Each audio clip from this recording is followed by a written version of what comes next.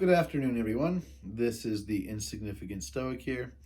This video follows immediately after Zeno of Citium, Stoicism, Logic, Physics, Ethics in the History of Stoicism playlist. This video is a bit of an interjection because there are two things that I need to address before we can move on. The first is my defense, and this is something historians always do, is defend my position on Zeno's emphasis of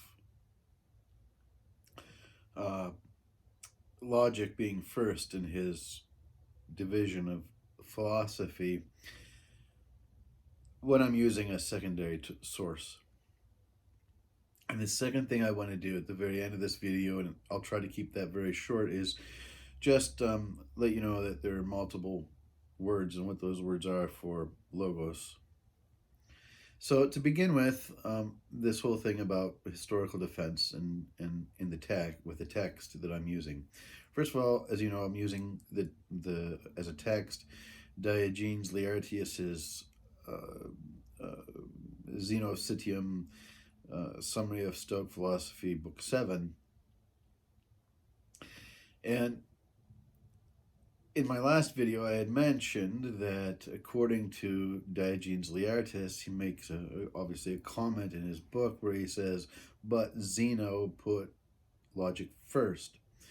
Whether that's in he taught it first or emphasized it first, it's kind of both of that is the same thing, really.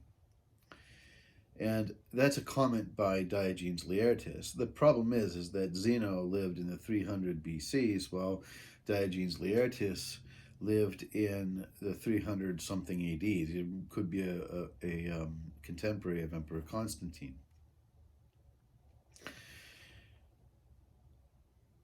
Diogenes Laertius is saying that Zeno does put logic first in Zeno's book, Treatise on Doctrine. We don't have that book today. Okay, that would be a primary source. It would be something that Zeno himself wrote. So, I mean, we don't even have the material from which Zeno composed his summary, which is what he's writing. So in one way, we only really have Zeno's word for it. You know, it's kind of like reminiscing with people you don't know, I guess. We just have his word for it. You know, Zeno does this, says Diogenes, who's living, like 600 plus years later than Zeno. And we don't even have the book to back it up. That seems almost like it could be a weak sort of defense, or a weak in terms of evidence of what Zeno actually did. However, what I'm saying is that, in my defense, is that, number one, Diogenes Laertius in his text does explain logic first when talking about the divisions of Stoic philosophy. Well, okay, it's the same guy, you know, who's writing this. It's his book. So he puts it first. Well, it doesn't really support it in one sense. Kinda, right? So what more evidence do we have that Zeno may have put or did put his logic first? And if you look at the description of, or Diogenes Laertius's description, description really of Stoic logic and its the subcategories that come from it, you can infer from that, and it almost screams off the page, that you would have to, if you were just simply even just teaching Stoicism, start with logic. You know, if you're teaching it in some sort of complete way, you would have to start with logic. So the defense that I'm making here is Even though I'm using a secondary source, I'm just dealing with a comment that Diogenes Laertius made. If you look at the philosophy itself, and here in this summary that Diogenes is presenting, you can see why, when you look at the philosophy, why logic has to come first. So that's my defense of making that, of believing, really, Diogenes when he does say, Zeno put logic first. That's just some sort of historical ground we have to cover there. Or it's something we have to cover in terms of defense.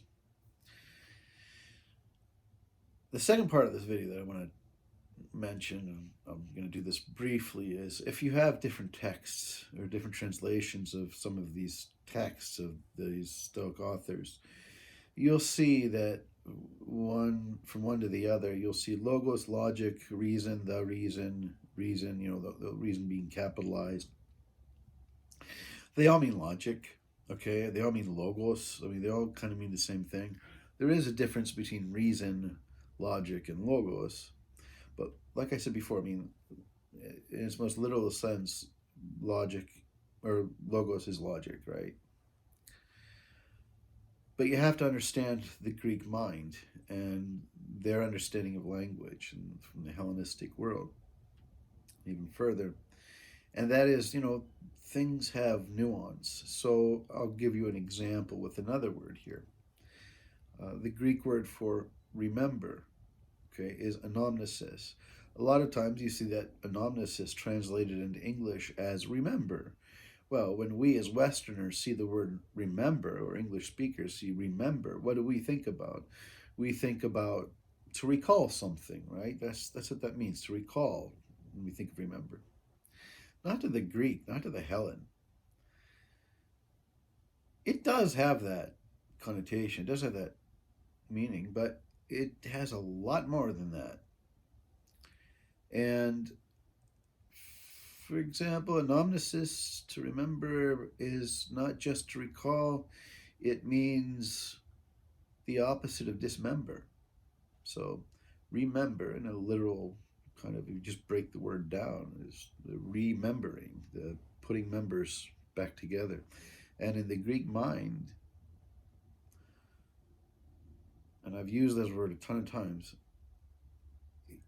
it has an ontological connotation.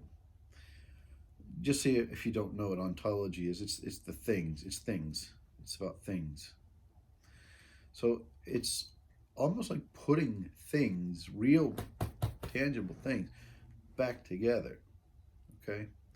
So just keep that in mind when you look at the word logos, logic, reason.